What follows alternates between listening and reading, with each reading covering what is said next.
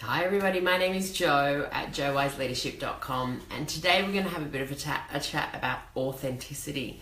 Authenticity is like the new black, everyone's talking about it, so I actually wanted to talk about some more realistic side of being authentic today, and what happens when that sort of backfires and pisses other people off in the workplace. So I'm just going to share with a couple of my groups while a few people come on, and we'll get kicked off. Please excuse my voice, I'm recovering from a couple of weeks of laryngitis and a bit of a cold, so my voice is still on its way back.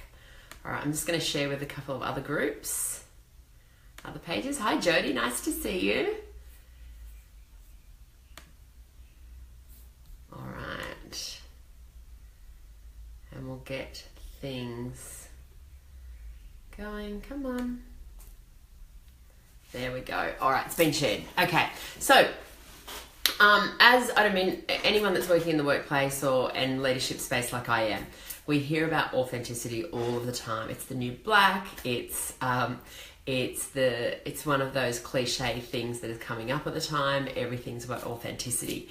One of the stories that I think about when I think of authenticity or authenticity going wrong is when a client of mine who's an HR manager called me probably 6 months ago now, and she was saying that she was a bit confused because her manager had called her in for a performance conversation, just the ongoing one-on-one, and he'd said to her that he really wanted her to work on her authenticity. He wanted her to be more authentic at work.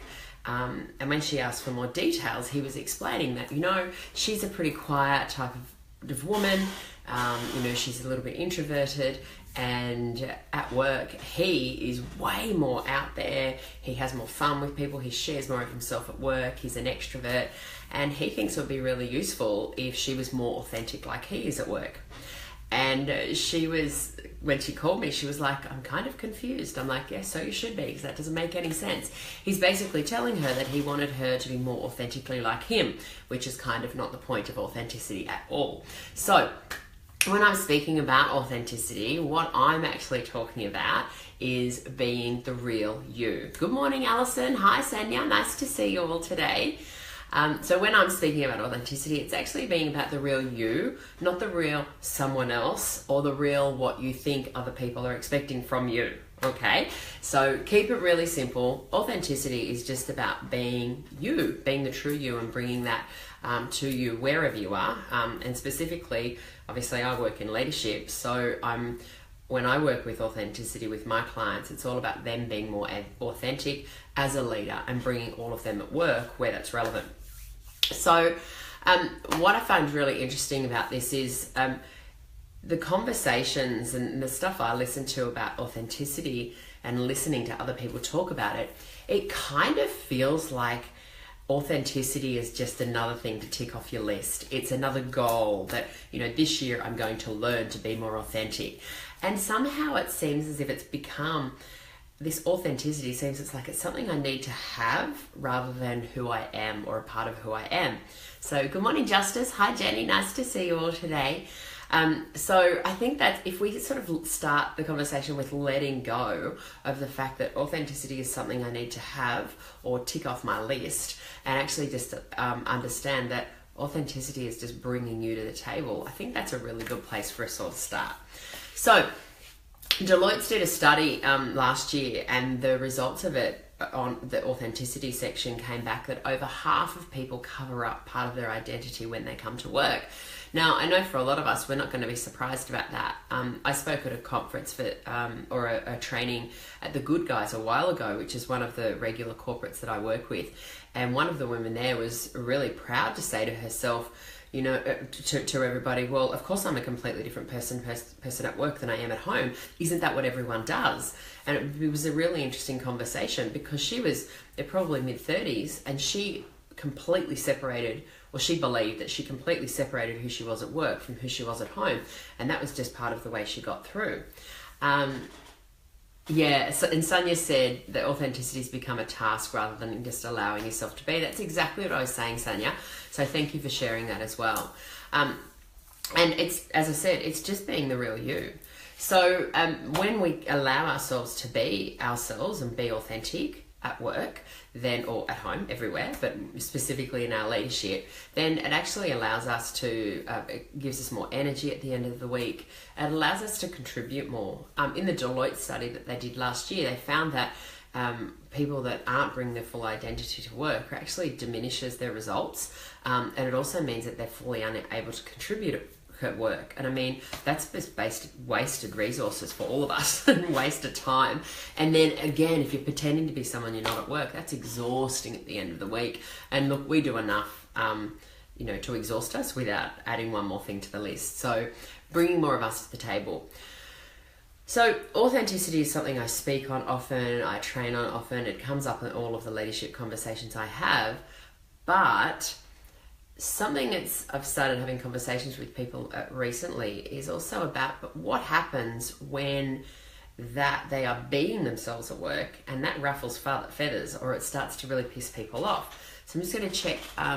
Jenny DeLacy's just said, I'm so tired of reading how courageous everyone is because they have pushed through challenges or adversity. Just get on with it. We've all got challenges. Absolutely, yeah. I think that's part of with marketing as well, Jenny. It's an issue I have with my own business actually. I just want to be me, and I am just me. And when I've worked with people in the past around marketing, they're all like, I know you need to market this part of you, and let's just blow that up completely, so that it actually feels inauthentic. Which is something that sort of ruffles my feathers a bit. So speaking about ruffling feathers, what happens when you go to work and maybe you believe that you're being really authentic and that doesn't work? People that I've spoken to over the last couple of months, some of the reasons that they've given for not being authentic at work is things like, they couldn't handle me if I was the real me at work.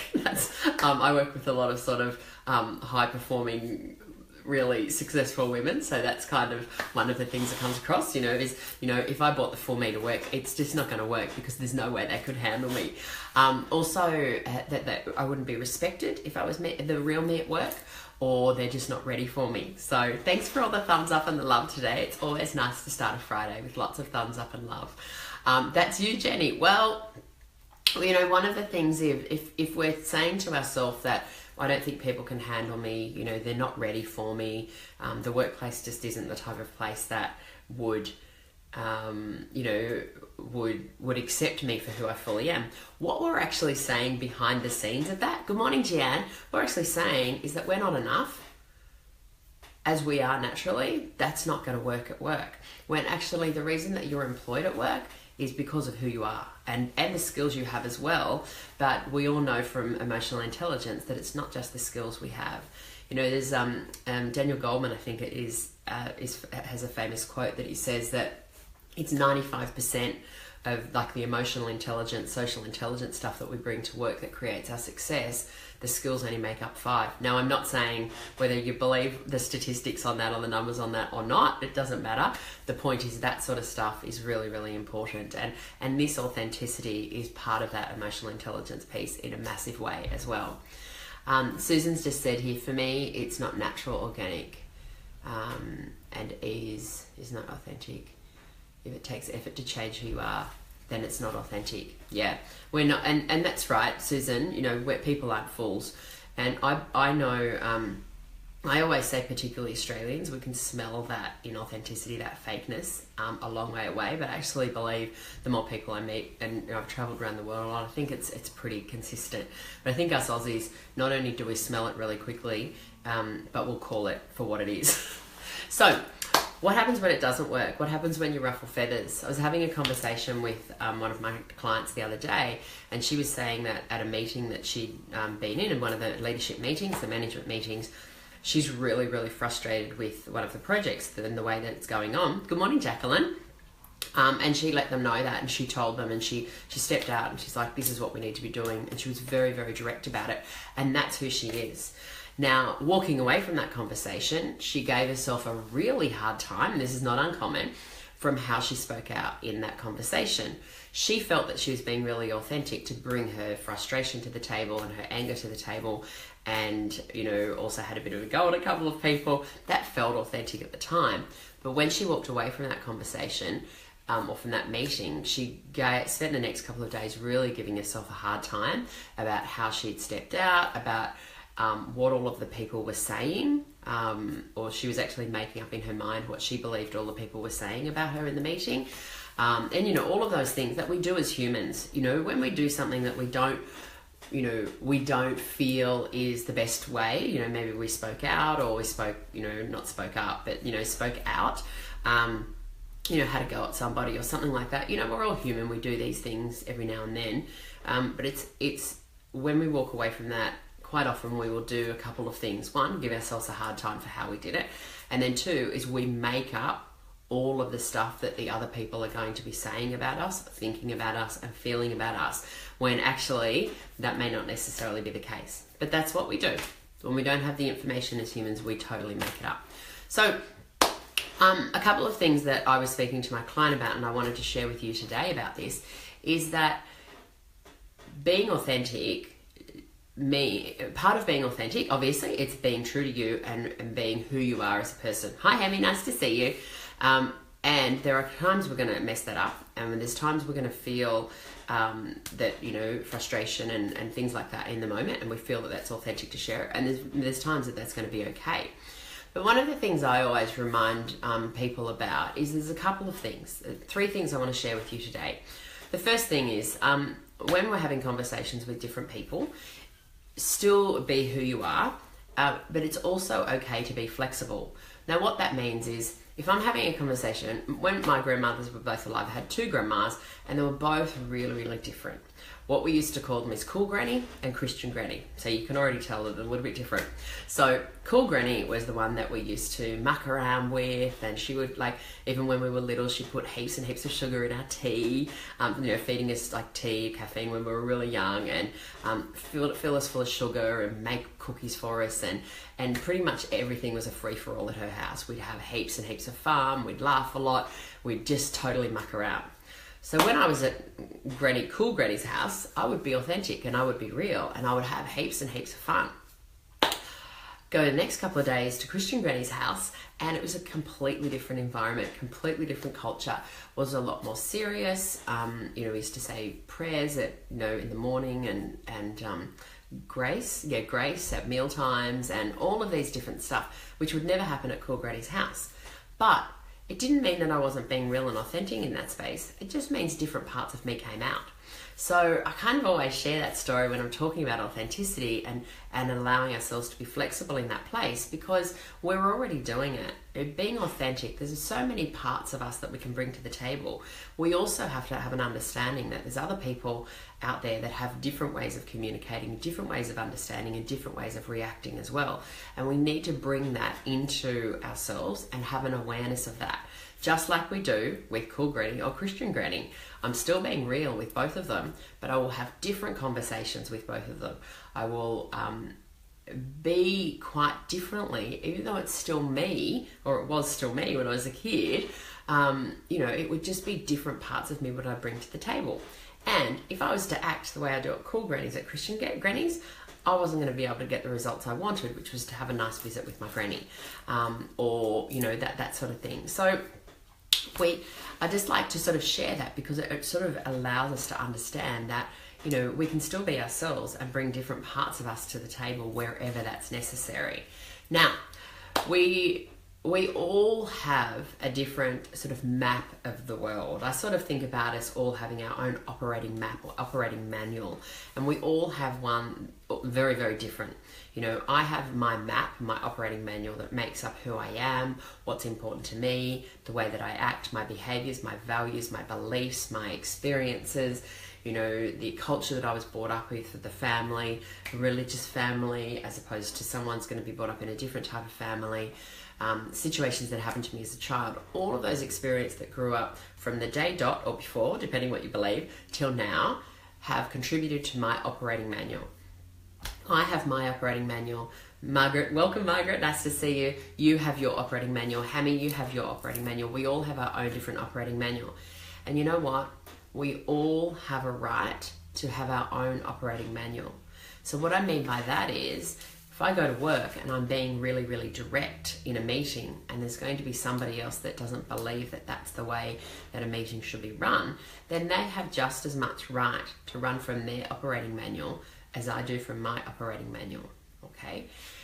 So if we've all got different operating manuals, and sometimes that's going to cause conflict. I mean, think about the way the world is at the moment. There's a lot of map conflicts going on because some people believe that some behavior is right, some people believe it's wrong. But when we go into a meeting, for example, or have interactions with people at work, and it's simply about, well, my map is right, I'm right, what I believe is right, and what you believe is wrong, that we're never going to get the results that we want as far as that goes. It's always going to be conflict, and not necessarily positive conflict. It's always going to be, trying to take people down so that I can win because I'm right and everyone else is wrong. One of the conversations I was having with my clients the other day is, instead of thinking about that, like, we all understand everyone has their own operating manual, but when I believe that my operating manual is more right or better than somebody else's, it's very judgmental. And I know we do judge a lot as humans. It's kind of what we need to be able to do to survive. But being judgmental about that, my operating manual, my map is better than someone else's, we're not going to get the results we want. So what I always encourage we do, and I do this with myself as well, and sometimes I'm really great at it, and I'm still learning in other areas, is think about it from the perspective of being curious about other people's maps rather than being quite judgmental coming from a right or wrong perspective. So with my client the other day, she was talking about being in her meeting and being really direct and expressing her frustration about the speed that the project was going at and how they were watering down a lot of the results. And she was, having that conversation like we would if they said this and this is wrong and this is wrong.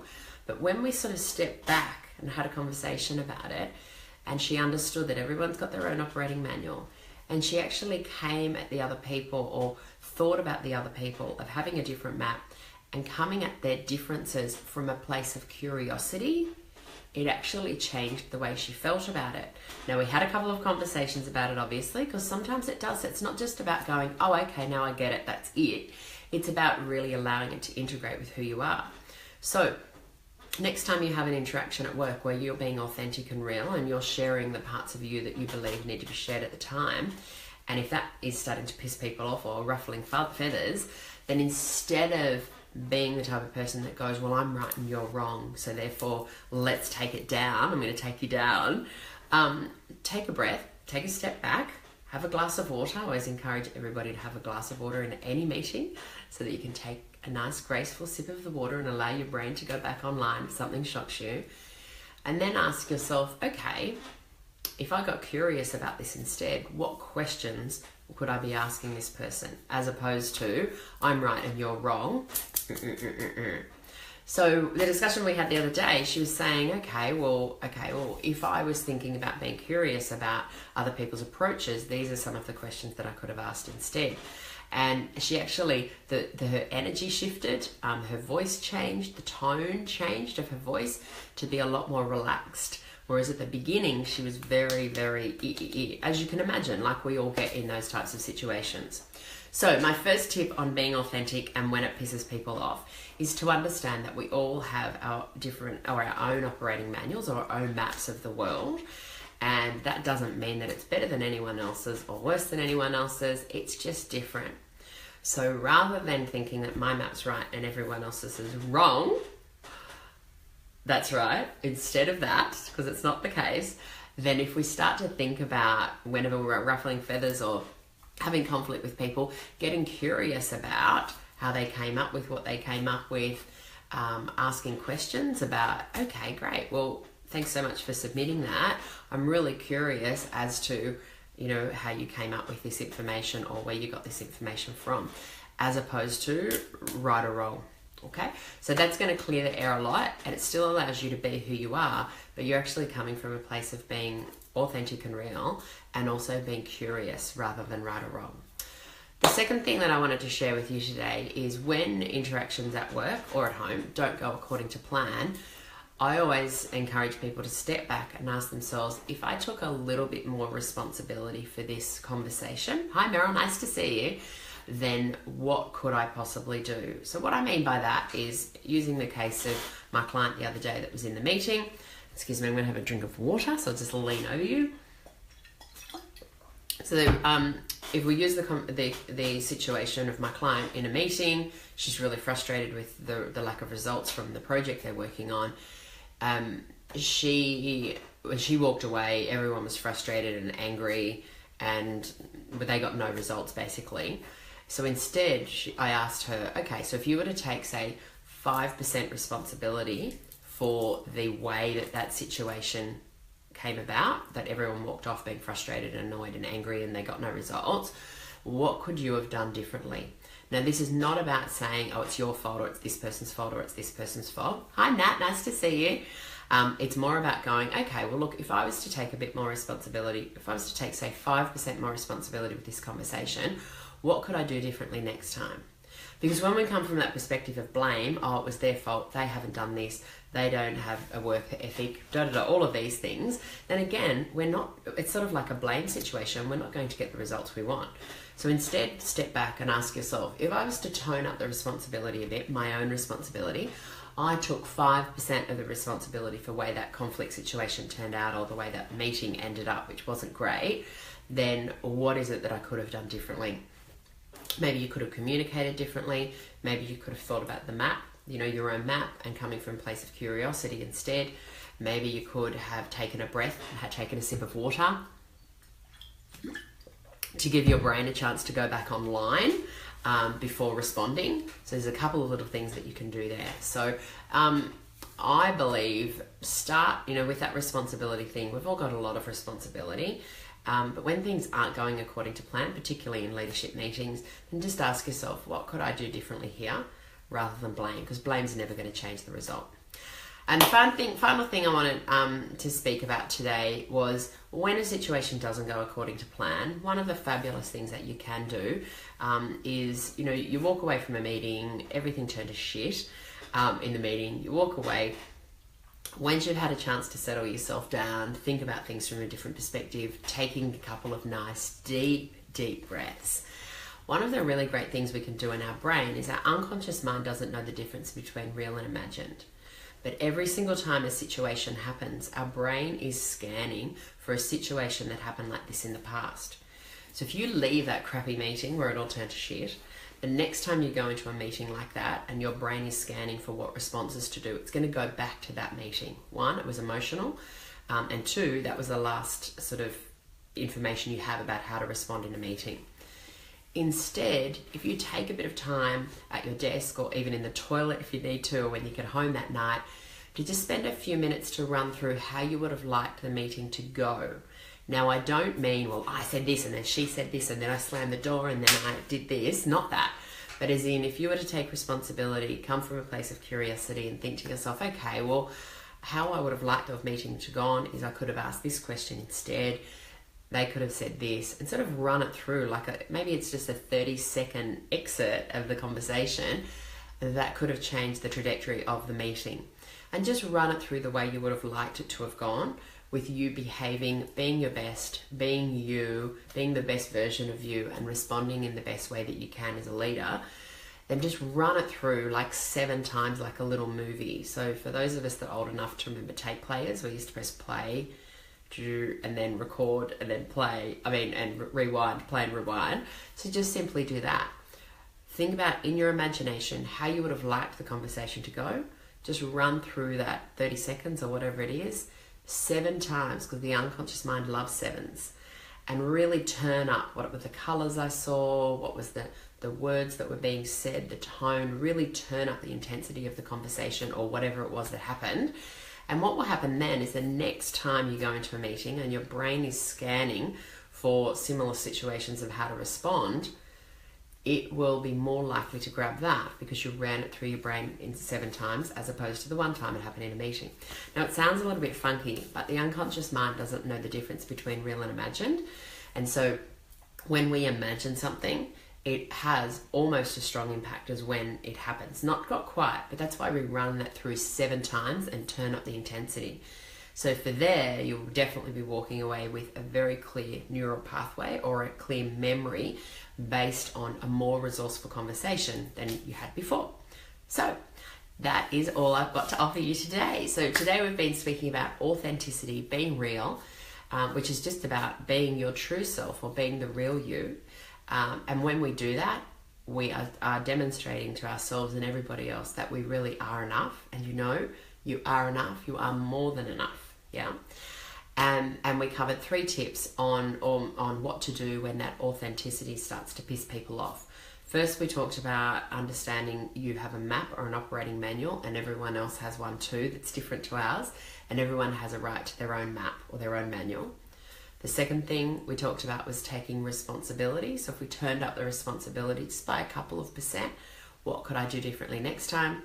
And then running it through your mind of how you would like a situation to go when things don't go according to plan, so you know exactly what to do next time.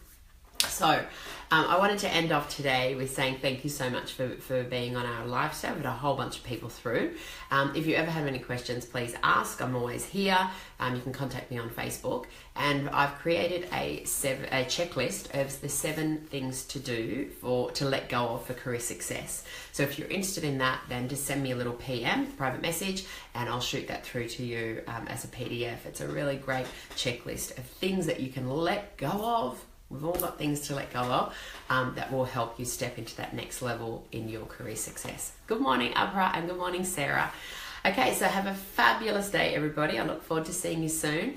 Remember your 3 tips today. You'll have your operating manual. Take a little bit more responsibility for what you played in that part, and you're using your imagination for success. And if you want the 7 tips of 7 things to let go of for career success, shoot me a message and I'll see you soon. Have a great weekend. Have a great long weekend.